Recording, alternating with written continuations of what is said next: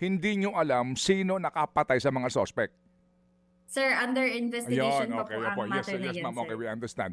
Wala ho bang body cameras po ang mga responders dito? Di ho ba ngayon ang PNP may mga body cameras na? Wala pong body cameras. Wala po silang Okay. gamit doon, sir. Opo. Sige, so ito hong amin napapanood ng mga visual spot, mga pictures, nasa van, mga patay na po ito. So ito ho, ang sinasabi ho ninyo, yung dumating ang mga pulis doon, wala nang mga armas. Sino kaya kumuha nun? Yung mga civilians doon sa lugar? Ito ho ba ay ano ito? Ito ba ay MILF ba ito? MNLF ba ito? O BIFF ito ng mga area ito?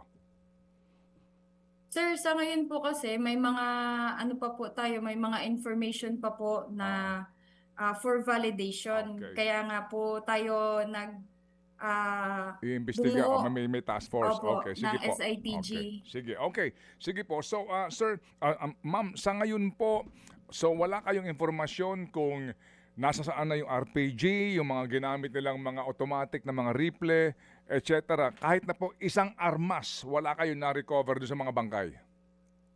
Opo, doon po Okay. sa mga suspects wala pong Opo.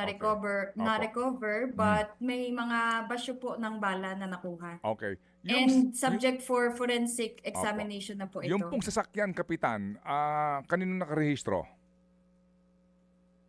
May ano na po kami, sir, may leads na po kami dyan, but for validation pa rin Okay. po. Pero ang pagkakabigay po sa amin, nakarehistro po ito sa Cagayan de Oro. Mga kapatid, brothers and sisters, saan ka pa? Dito na tayo sa totoo.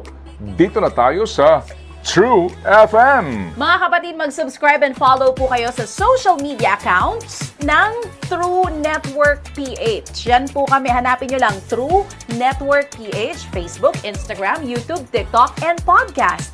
Mapa Apple or Spotify man yan, mahahanap nyo kami. Lahat ng mga napapanood at napapakinggan nyo po sa programa, nasa social media accounts namin yan. So, paano mga kapatid? See you sa social media!